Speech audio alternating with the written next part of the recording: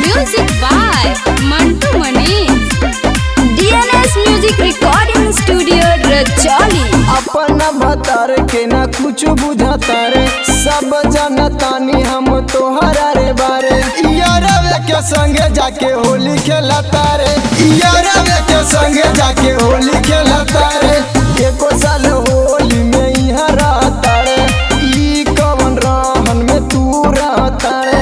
यारवे के संगे जाके होली खेलता रे, यारवे के संगे जाके होली खेलता रे।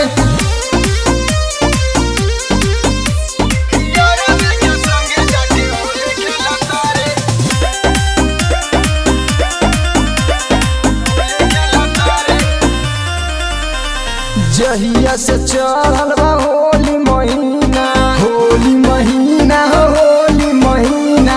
इहे तोर बात मुझसे सुन ले रोजीना, सुन ले रोजीना हो सुन ले रोजीना। जहिया से चढ़ल बा होली महीना, इहे तोर बात मुझसे सुन ले रोजीना।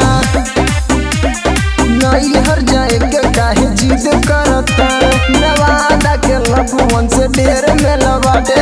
यारवे के संगे जाके होली खेलता रे, यारवे के संगे जाके होली खेलता रे। यारवे के संगे जाके होली खेलता रे, होली खेलता रे।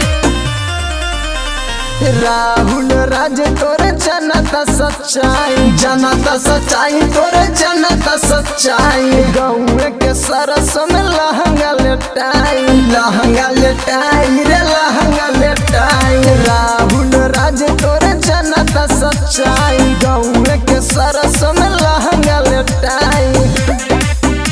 पलाद प्रेमी के न जाना तारे, मोह के पधोखा दे के सुख देले बारे।